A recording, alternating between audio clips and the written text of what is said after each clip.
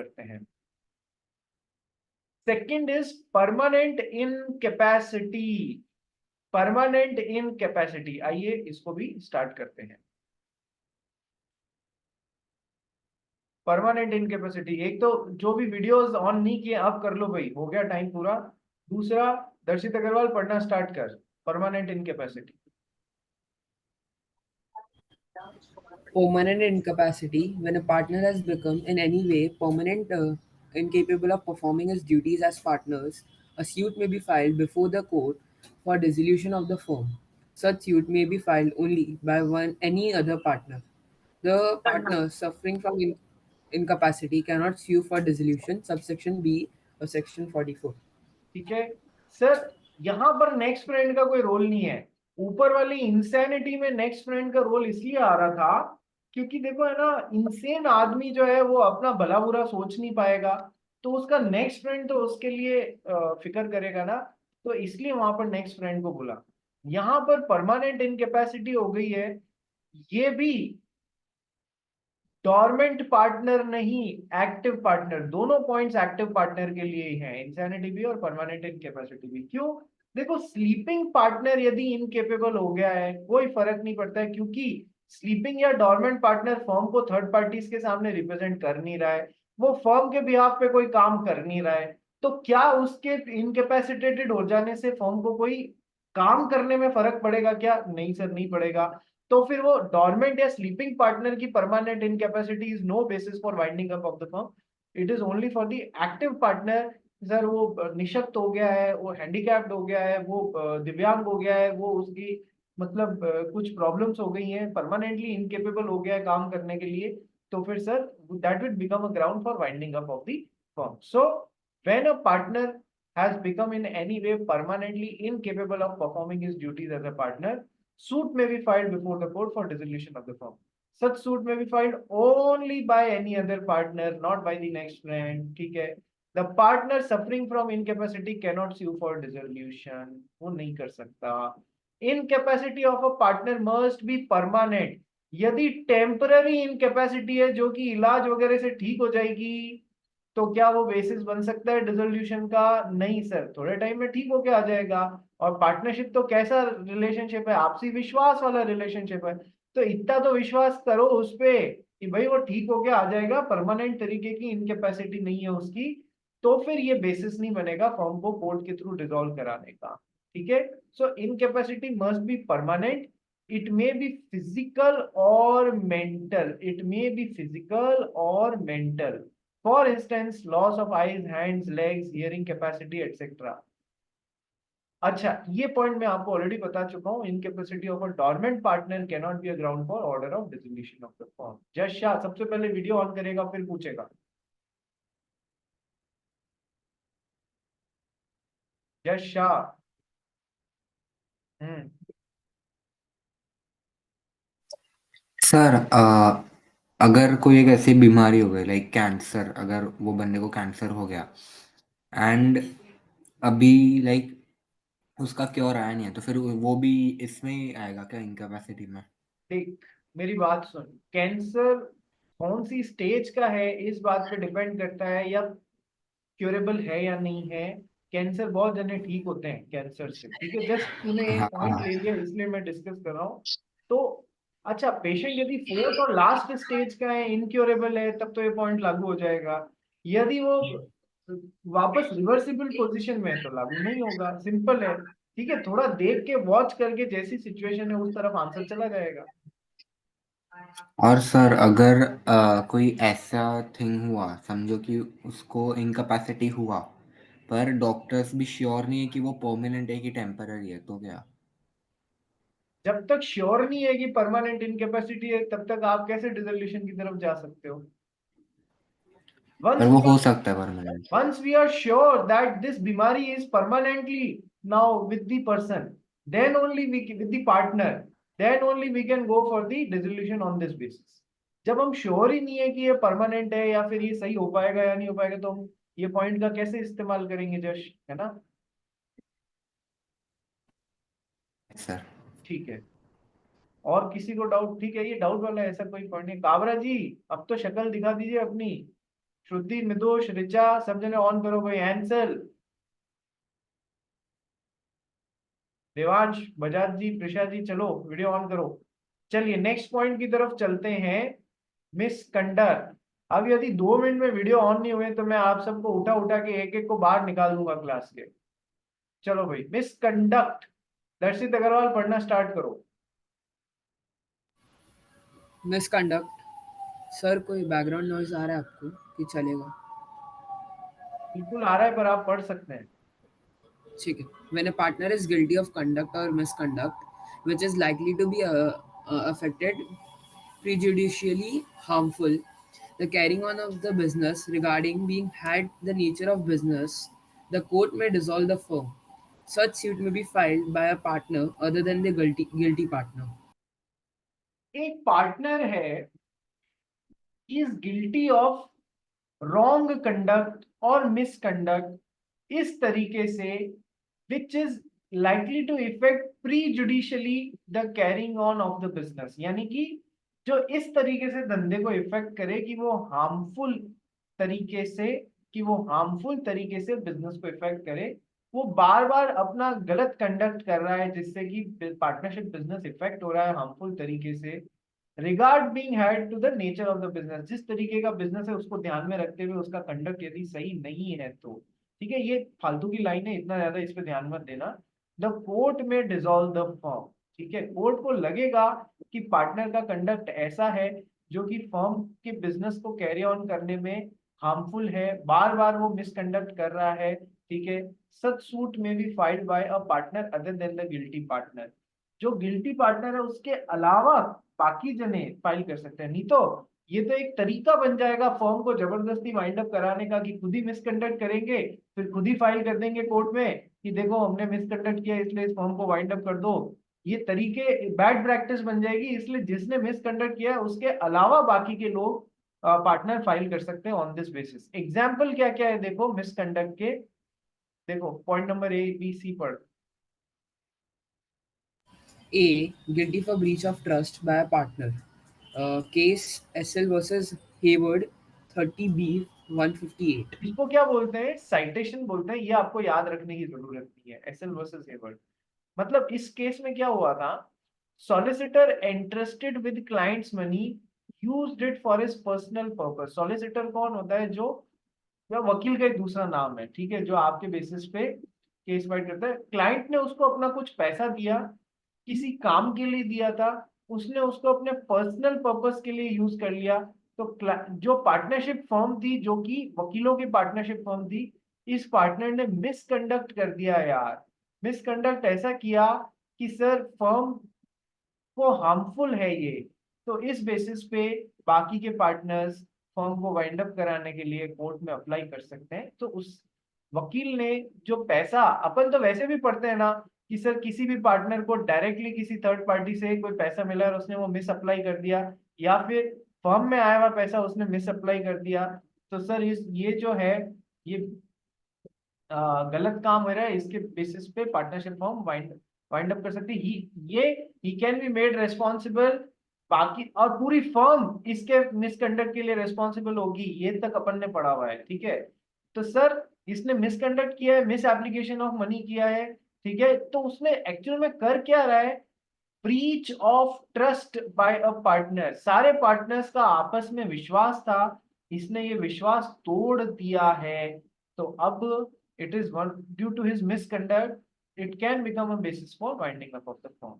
ठीक है, second, persistent neglect or refusal by a partner to participate in the conduct of the business of the firm। देखो जी, यदि partnership agreement silent है तो सारे partners firm के बिजनेस में पार्टिसिपेट करेंगे, पूरा राइट होता है, हर वो काम जो फर्म के बिजनेस के लिए जरूरी है वो कर सकते हैं। ठीक है, तो पार्टिसिपेट कर सकते हैं। अब लेकिन एक पार्टनर है, बाकी सारे पार्टनर्स बोलते हैं भैया हम अपना अपना टाइम, समय, पैसा सब दे रहे हैं यहाँ पर, तू आके फर्म के धंधे में काम नहीं कराता है, बस पार्टनर तो बन के बैठ गया, शेयरिंग ऑफ प्रॉफिट तो कर रहा है, लेकिन तू आके काम नहीं कराता। इसको बार बार रिमाइंड कर रहा है भाई आजा तू भी काम कर ले हमारे साथ में, आता ही नहीं है। तो this is an example of misconduct. The persistent यानी continuous neglect or refusal by a partner to participate in the conduct of. और तीसरा है theft of firms books of accounts. ये भी एक एग्जांपल है कि पार्टनर ने मिसकंडक्ट किया है. यदि आप अकाउंट्स बुक्स की चोरी कर लेते हैं, आगे सब पंगु हो जाते हैं, कोई कुछ कर ही नहीं पाता है, अकाउंट्स बुक्स चोरी हो गई. So that is an example of misconduct of the by the partner. These are the basis कि कोर्ट जो है वो वाइंड अप करने की अनुमति दे देगा आप. ठीक है. अब मैं just give me a second please. Fernandes, Ansel, बोलो सर. मैं तेरे को बाहर निकाल रहा हूँ. अब तू वीडियो ऑन नहीं कर रहा है इसलिए. ये लो सर. जय शाह, राघव काबरा जी. सर मेरे इधर नेटवर्क इशू है सर, आपकी वॉइस क्रैक होती है जब कैमरा ऑन करता हूँ. अच्छा, फोन से भी क्रैक हाँ. होती है क्या? नहीं पता सर, मैंने. तो साइमल्टेनियसली ये मीटिंग फोन से ज्वाइन करके और फोन से कैमरा ऑन कर ले, फोन के डेटा से. ठीक है. इधर से तो तू लॉग इन रहे, वहां से भी कर ले. चलिए क्या करता हूँ सर. आगे बढ़ते हैं. Persistent breach of agreement. Persistent word का मतलब क्या होता है? कंटिन्यूअस. सर एक आध बार तोड़ दिया, कोई रीजन हो गया होगा, समझ में आ गया. सर आप तो बार बार एग्रीमेंट तोड़ रहे हो, परसिस्टेंट ब्रीच ऑफ एग्रीमेंट कर रहे हो, कंटिन्यूअस ब्रीच ऑफ एग्रीमेंट कर रहे हो. ठीक है. तो ये भी एक बेसिस बनता है for winding of the firm by the court. पढ़ना है इसको दर्शित Agarwal. Persistent breach of agreement. The court may also dissolve a firm when a suit is filed against a partner for willful or persistent breach of agreement. However, the willful or persistent breach of agreement must be relating to any of the following: first, management of the affairs of the firm; second, the conduct of the business of the firm. Moreover, it will also be deemed to be a willful or persistent breach of agreement if the partner conducts himself in the matters relating to the business that is not reasonably practicable for the other partners to carry on the business in partnership with him. Example: keeping erroneous accounts, not entering receipts, continuing quarreling between the partners, keeping more cash than allowed, embezzlement, refusal to show accounts despite repeated requests. Sir ये जो बार बार agreement, मतलब बार बार वो breach कर रहा है agreement का, वो एक तो फर्म के कंडक्ट ऑफ बिजनेस और management of affairs of the firm से रिलेटेड होना चाहिए. वो आपसे अदरवाइज लड़ रहा है, फर्म के मैटर्स को लेके नहीं, बाहरी मैटर्स यारी दोस्ती को लेके लड़ रहा है, तो वो कोई मैटर नहीं बनेगा. इस बेसिस पे आप फर्म को डिसॉल्व करा दो. जैसे कि मैंने एक एग्जांपल दिया था ना आपको, दो पार्टनर्स के जो है वाइफ दोनों लड़ गई. ठीक है. क्या ये बेसिस बनेगा पार्टनरशिप को डिसॉल्व करने का? नहीं, एक्चुअल में ये बेसिस नहीं बनेगा. हाँ, अब उनका इस कारण वो आपस में लड़ने लग गए, कंटिन्यूअस क्वारलिंग होने लग गई है, दैट माइट बिकम. तो सर फर्म को चलाने को लेकर यदि कोई पार्टनर्स आपस में लड़ रहे हैं मैनेजमेंट और कंडक्ट ऑफ बिजनेस को लेके, सर वो बार बार एग्रीमेंट तोड़ रहे हैं. ठीक है. They are keeping erroneous account, सही अकाउंट्स बता ही नहीं रहे हैं. विश्वास कैसे? बार बार अकाउंट्स पूछा जा रहा है, वो अकाउंट शो ही नहीं कर रहे हैं, गलत अकाउंट्स रख रहे हैं, जो भी पैसा मिला है उसको फर्म की बुक्स में एंटर ही नहीं कर रहे हैं. तो ये तो धोखा हो गया ना यार एक तरीके से. आपस में कंटिन्यूअसली क्वारलिंग करते रह रहे हैं. हर पार्टनर के लिए बोला गया यार इससे ज्यादा कैश अपने पास में फर्म के धंधे के से रिलेटेड फर्म से मत निकालो, वो उससे ज्यादा निकाल के ले जाते हैं. धोखाधड़ी, घोटालेबाजी कर रहे हैं, एम्बेजलमेंट कर रहे हैं. 100 रुपए का खर्चा होता है, बताते 120 का है, 20 रुपए जेब में डाल लेते हैं. ठीक है. तो ये सब क्या है? They are continuously breaching the agreement. ठीक है. तो कोर्ट में इस बारे में यदि पार्टनर्स ने फाइल किया है कोई केस, तो कोर्ट इस बेसिस पे भी, जब ट्रस्ट रहा ही नहीं है, ट्रस्ट वाली बातें कर ही नहीं रहे हो, तो पार्टनरशिप चलनी चाहिए क्या? Partnership is a fiduciary relationship. तो ट्रस्ट जो है वो रहा ही नहीं. ठीक है. चलिए नेक्स्ट है परपेचुअल लॉस. पढ़ना भाई इसको. Perpetual losses. When the business of the firm cannot be carried on except at a loss, the court may dissolve the firm on an application by any partner. देखो, when the business of the firm cannot be carried on except at a loss, ये तो मैंने आपको पहले भी बताया हुआ है ना कि हम इसको चोर दरवाजे के रूप में काम में लेते हैं in a partnership for a fixed duration. Partnership at will है तब तो जब किसी भी पार्टनर की इच्छा हो रही है वो बाकी पार्टनर्स को नोटिस देके पार्टनरशिप फॉर्म खत्म भी करवा सकता है या फिर खुद रिटायर हो जाए, बाकी के पार्टनर्स कंटिन्यू कर सकते हैं। If partnership is for fixed duration, तो यदि कोई पार्टनर रिटायर होना चाहता है तो या तो पार्टनरशिप एग्रीमेंट के हिसाब से हो या फिर पार्टनरशिप एग्रीमेंट के हिसाब में कुछ नहीं लिखा हुआ है तो या तो बाकी के सारे पार्टनर्स हाँ करें तो ये रिटायर हो सकता है। एक ने ना कर दिया, नहीं भाई 20 साल के लिए, अभी तो 10 साल ही हुए हैं, 10 साल और बैठना है पड़ेगा तेरे को, तो फिर इसको चोर दरवाजे यूज करने पड़ेंगे। बोले कि यार कोर्ट में मतलब अपन लोग लॉसेस के बिना तो कंटिन्यू कर नहीं पा रहे हैं। फर्म का बिजनेस किस लिए किया जाता है? फर्म 1932 वाली पार्टनरशिप फर्म क्यों चलती है कि सर बिजनेस करके प्रॉफिट मोटिव के लिए हम 1932 वाली पार्टनरशिप फर्म खोलते हैं। क्या हम कभी भी क्या हम कभी भी चैरिटेबल ऑब्जेक्ट के लिए पार्टनरशिप फर्म खोल सकते हैं? नहीं सर, कभी भी नहीं खोल सकते हैं। ठीक है, तो 1932 पार्टनरशिप फर्म का प्रॉफिट मोटिव होता है। यदि वो पूरा प्रॉफिट मोटिव पूरा हो ही नहीं रहा है, एक्सेप्ट लॉसेस, फर्म का धंधा अब चल ही नहीं सकता है। इस पे एग्जाम में क्वेश्चन आया हुआ है। तो कोर्ट आप हक की तरह नहीं मांग सकते हो, कोर्ट को लगेगा कि हाँ अब एक्सेप्ट लॉसेस नहीं चल सकता तो वो आपको भले ही फिक्स ड्यूरेशन की पार्टनरशिप है वो कहेगा खत्म करो यार, ये very basis of a partnership, existence of partnership is not getting fulfilled, so there is no point in continuing this partnership, तो वो आपको डिसोल्यूशन का राइट ग्रांट कर देगा, डिसोल्यूशन आप कर सकते हैं। ठीक है, तो when the business of the firm cannot be carried on except at a loss, the court may dissolve the firm on an application by any partner। ठीक है, चलिए नेक्स्ट। फर्नांडी साहब तबीयत ठीक है आपकी या नहीं? तबीयत ठीक है, ओके। तो ऐसे आधे लेट के कैसे पढ़ रहे हो?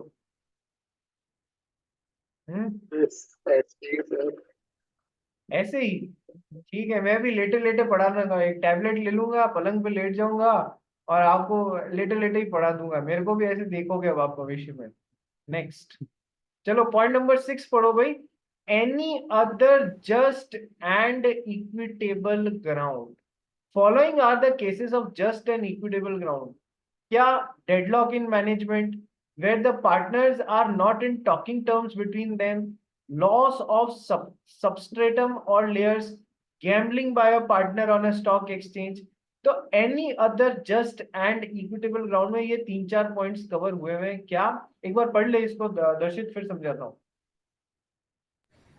When any partner makes an application for dissolution of the firm or any other grounds and the court think it is just and equitable that the firm should be dissolved, the following are the cases of just and equitable grounds.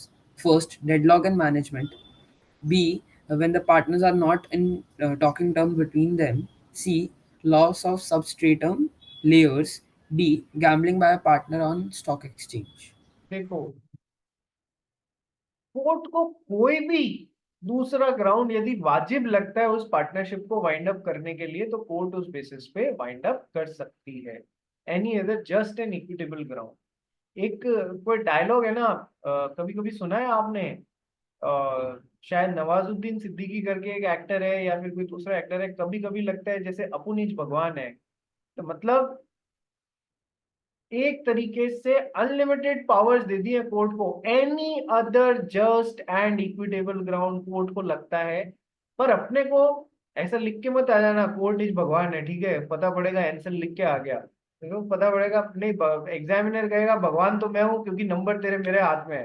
ठीक है, next. तो sir अपने को तो ये 4 mention करने हैं, following are the cases of just and equitable ground. क्या? डेडलॉक इन मैनेजमेंट, सर एंसल बोल रहा है कि नहीं गाड़ी इस तरफ लेफ्ट साइड में नॉर्थ में जानी चाहिए, दर्शित बोल रहा है नहीं गाड़ी साउथ में चलनी चाहिए, डिसीजन ऐसा होना चाहिए, काबरा बोल रहा है कि नहीं गाड़ी ईस्ट में जानी चाहिए, और बजाज बोल रहा है कि नहीं वेस्ट में जानी चाहिए, तो बेचारी पार्टनरशिप की गाड़ी जाएगी कहाँ यार। मतलब सब जने अलग अलग दिशा में भाग रहे हैं, डेडलॉक हो गया, वो लोग आगे बढ़ ही नहीं पा रहे हैं मैनेजमेंट में। तो यदि ऐसी सिचुएशन है, बोर्ड को लगता है कि हाँ ऐसी डेडलॉक हो चुका है मैनेजमेंट में, तो वो it can be a basis for winding up. Next, where the partners are not in talking terms between them. लड़ाई ऐसी की एंसल ने राघव के एक डुक्का जड़ दिया, राघव ने उसके एक लात जड़ दी है, मतलब ऐसे टॉकिंग टर्म्स में नहीं रहे। अब बात एक दूसरे को देख के मुंह फेर के चले जाते हैं, इन ऑर्बिट में जा रहे हैं, एक एक एक डायरेक्शन से आ रहा है, एक दूसरे डायरेक्शन से आ रहा है, दोनों ने मुंह, एक ने लेफ्ट कर लिया, एक ने राइट कर लिया, देखा ही नहीं। They are not in talking terms. Can the partnership carry on its business in such a fashion? No sir. ठीक है, तो जस्ट एन इक्विटेबल ग्राउंड है ये to wind up. Sir, gambling by a partner on a stock exchange. Sir, कोई partner ने partnership के पैसे से सट्टाबाजी कर ली, ठीक है, उसको नहीं करनी चाहिए थी, तो this can become a ground. Loss of substratum जो है, ये एक थोड़ा सा अलग पॉइंट है, मैं आपको थोड़ा सा, मेरे को भी स्टडी करना पड़ेगा एक बार। लॉस ऑफ सब्सट्रेटम या लेयर्स जो है, ये मेरे को एक पॉइंट में आपको बाद में समझाऊंगा। Next, transfer of interest. पढ़ना भाई इसको दर्शित। Transfer of interest. Sometimes partners transfer his interest or shares in the firm to a third party, which is outsider. Thus, court may allow dissolution. Dissolution application may be filed by a partner other than the partner who is transferring such interest. Note, Note: the right of a partner to file a suit for dissolution or on any of the above 7 grounds cannot be excluded by an agreement to the contrary. देखो अपन ने पढ़ा है, क्या कोई भी partner अपना हिस्सा, जो पार्टनरशिप में उसका हिस्सा है, वो थर्ड पार्टी को ट्रांसफर कर सकता है क्या? तो basically the answer is yes. Just like any other property, partnership में भी उसका हिस्सा, उसकी प्रॉपर्टी है, वो उसको ट्रांसफर कर सकता है to a third party, to a third party.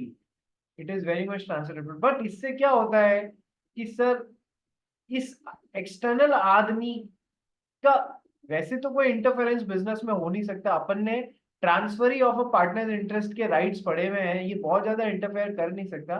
लेकिन सर, इससे बाकी के पार्टनर्स फिर भी अनकंफर्टेबल हो जाते हैं कि यार इसने अपना हिस्सा इधर ट्रांसफर कर दिया, ठीक है, तो इससे अनकंफर्टेबल है। तो रिमेनिंग पार्टनर्स में से कोई भी जना फाइल कर सकता है कि देखो हमने शुरुआत में तो एक दूसरे पे विश्वास करके पार्टनरशिप चालू की थी, इसने अपना हिस्सा ट्रांसफर कर दिया है, so we don't want to carry on with the partnership business now because of this event, so they can file for dissolution of the firm due to this transfer of interest by a partner unit। ठीक है, ये खुद file नहीं कर सकता है कि partnership खत्म कर दो, रिमेनिंग पार्टनर्स कर सकते हैं। ठीक है, ये तो हो गया। नेक्स्ट, अब है ना, सातों पॉइंट्स के लिए एक नोट लिखा हुआ है, क्या कि सर पार्टनरशिप एग्रीमेंट में, इन चारों ने जब पार्टनरशिप बनाई तो इन्होंने पार्टनरशिप एग्रीमेंट या कॉन्ट्रैक्ट बनाया। यस सर, पार्टनरशिप, कुछ चीजें अपन बोलते हैं ना पार्टनरशिप में, आज दिन तक अपन ने इतनी बार पढ़ी हुई है कि सर ये चीज ऐसे होगी unless otherwise, unless contrary is mentioned into the contract. यानी कि उसका क्या मतलब होता है कि सर यदि अदरवाइज लिखा हुआ है तो वो मान लिया जाएगा, नहीं तो ये माना जाएगा। यानी कि कई चीजों को आप अपोजिट भी कर सकते हो पार्टनरशिप एग्रीमेंट में वैसा मेंशन करके। ठीक है, ये अपन ने बहुत जगह पढ़ा हुआ है, अनलेस कॉन्ट्ररी मेंशन्ड ऐसा होएगा, यानी कि कई जगह कॉन्ट्ररी मेंशन्ड है तो वैसा भी होएगा। ठीक है, जैसे कि पार्टनर बाहर निकल गया, सेटलमेंट ऑफ अकाउंट जब तक नहीं होता है तब तक या तो interest at the rate 6% per annum, या फिर उसके हिस्से का जो भी प्रॉफिट है उसमें से वो जो भी डिमांड करना चाहता है वो कर सकता है, unless otherwise mentioned into the contract. यानी कि जब तक कि कॉन्ट्रैक्ट में अदरवाइज नहीं है, मान लो कॉन्ट्रैक्ट में ये बोला है कि पार्टनर को सेटलमेंट नहीं किया, तब तक उसको ये दोनों ऑप्शन नहीं देके हम इंटरेस्ट एट द रेट 12% दे देंगे। ठीक है, तो फिर वैसा होने लग जाएगा, फिर पार्टनर को ये दोनों ऑप्शन नहीं मिलेंगे। यानी कि पार्टनरशिप एग्रीमेंट में फ्लेक्सिबिलिटी की बहुत ज्यादा गुंजाइश रहती है। लेकिन ये नोट बोल रहा है कि हमने अभी डिसोल्यूशन थ्रू कोर्ट के 7 पॉइंट्स पढ़े हैं, 1 2 3 4 5 6 7। आप अपने पार्टनरशिप एग्रीमेंट में अदरवाइज मेंशन करके इनको एक्सक्लूड नहीं कर सकते हो, एक्सक्लूड नहीं कर सकते हो। ये सातों पॉइंट हमेशा हमेशा पार्टनर्स के पास में, भले ही आपने पार्टनर्स ने चारों ने एग्रीमेंट बना के ऐसा कर दिया कि हम में से कोई भी पार्टनर इंसेन होगा तो रिमेनिंग पार्टनर उस पार्टनरशिप फॉर्म के डिसोल्यूशन के लिए कोर्ट नहीं जाएंगे, ऐसा अदरवाइज लिख भी दिया, आप कर तो सकते नहीं। ठीक है, आपने गलत लिखा है, वो इतनी सी लाइन जो कॉन्ट्रैक्ट में लिखी हुई है वो वॉइड हो जाएगी, खत्म हो जाएगी, बाकी कॉन्ट्रैक्ट चलता रहेगा। बात समझ रहे हो एंसेल फर्नांडीज? यस। तो ये 7 points cannot be excluded by an agreement to the contrary. इन 7 पॉइंट्स में से कोई भी पॉइंट जो कोर्ट में जाके और डिसॉल्व कराने का है, आप लिख के एक्सक्लूड नहीं करा सकते, ये सारे पार्टनर्स को हर समय अवेलेबल रहेगा। ठीक है, ये ध्यान रखना। ये इधर फंसाने की कोशिश कर सकते हैं एग्जाम में, आपको इधर फंसाने की कोशिश कर सकते हैं। तो आज अपन ने खत्म कर लिया डिसोल्यूशन का पूरा पॉइंट। कल तक मेरे को, कल क्लास कितनी बजे है? 1 बजे है ना, एम आई राइट? कल क्लास 1 बजे है, फ्री होके घर पहुंच के खाना वाना खा के 1 बजे क्लास में घुस जाना। ठीक है, कल क्लास में घुसने से पहले ये जो डिसोल्यूशन का ये जो पूरी समरी है ना, जो मैंने इधर पॉइंट इधर पॉइंट इधर में 4 पॉइंट इधर में 7 पॉइंट बनाए, अच्छे से इसको बना के लिखना अपनी पीडीएफ में। सातों पॉइंट्स की इधर, सातों पॉइंट्स की इधर, दो दो में 4, और इन सब पॉइंट्स की समरी लिखना। ये एग्जाम का क्वेश्चन है।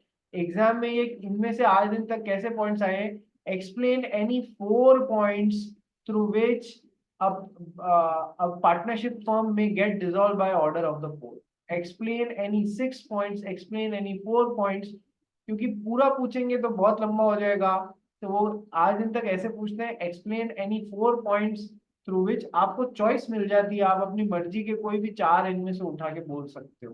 ठीक है, आगे भी ऐसा, ये जरूरी नहीं है, आगे पूरा भी आ सकता है। Explain the dissolution by order of the court, इस पे डायरेक्टली तो फिर सातों पॉइंट मेंशन करोगे आप लोग। ठीक है, ये पूरा कल समझी क्लास में 1 बजे से घुसने से पहले बता देना। सुहान गोयल बोल बेटा, क्या रह गया? सर अभी से रोज हर संडे क्लास होगा?